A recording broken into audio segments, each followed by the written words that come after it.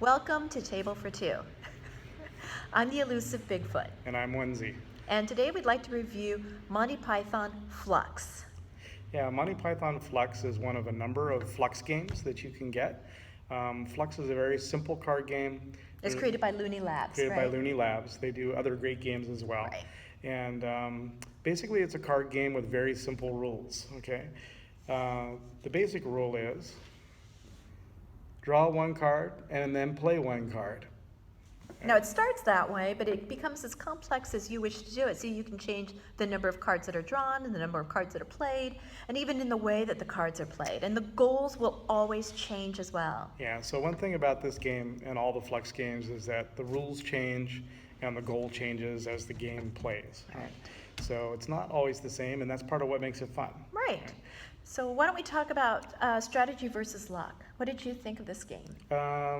I think it's a good balance. So there's a little bit of strategy involved as to whether to hold on to some cards for later or play them now or try to steal some cards from your opponent or not. So there's a little bit of strategy, but a lot of it's just what you draw versus what the goal happens to be at that particular moment. So Right, and I've played with some of my engineer friends, and they tend to make the strategy much more complex because they really understand how the rules work. So this game can be as easy or as complex as you wish to make it. Yeah.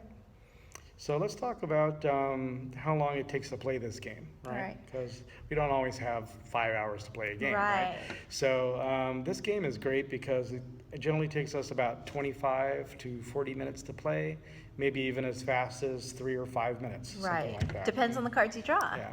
And it also depends how badly we want to finish the game. Sometimes we'll kind of assist each other in winning. It also depends on how badly you want to see the elusive Bigfoot. She's actually behind the box. Let's move on. Okay, so I agree the time to finish is pretty quick. I would say we usually can finish one of these games if we're at a restaurant before our food arrives. Yep, I would say that too. All right, so why don't we talk about rating this game now? Okay. I want to talk about the replay value, which is it fun when you play this multiple times, or is it only fun once or twice and after that it becomes stale? I think that this has a great replay value. On a scale of 1 to 6, I give it a 6. Yep, I give it a 6 too, because frankly we play it all the time, everywhere we go. Right. And the game constantly changes depending on what mood I'm in. We can play the same game over and over, and it just depends.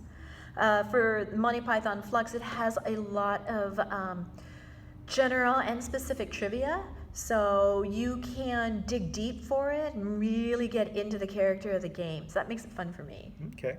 And let's also talk about the learning curve of the game, because sometimes it takes a while to learn a game before you can play it. Right. Fluxx goes pretty fast. Like I showed you, it's the draw one, play one to start. But you add on more rules and more conditions as the game goes on. So it does require you to read the cards as you go. So different cards that you play will require you to do different things, and you have to read the cards as you go. So it's not a totally simple game, but it's pretty simple. I think I give it a 5. I actually give it a 6 because I think that out of all the games that I've played so far, this is one of the more easy games to play. Most of the cards are very similar as you play the different versions of Fluxx.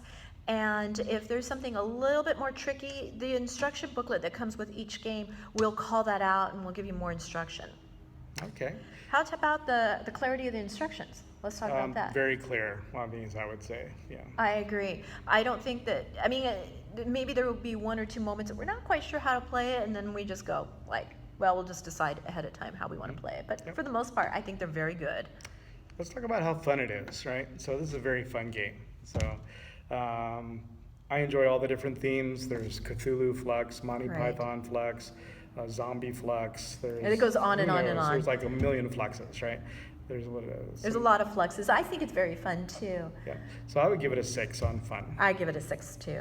It's scalability. So we love playing by ourselves. That's why we're doing this video. But also sometimes we want to take it and play it with more people.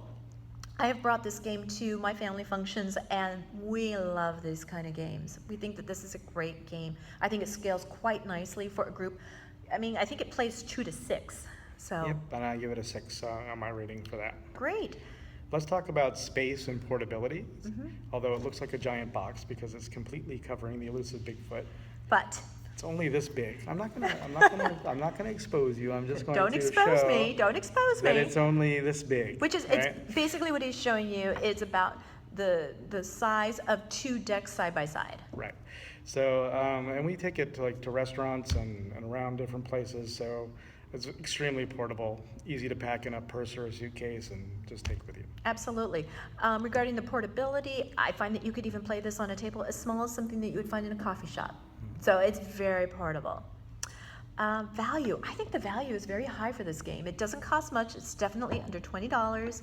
And we play it so often. I mean, it's one of our go-to games. Yep, I agree. I give it a 6 on value. All right. Well, check below and you'll see the average rating that we each gave this game, because we both have different opinions of what makes something fun. Please subscribe to our channel, and we thank you so much for watching. Till next time. Have fun playing games.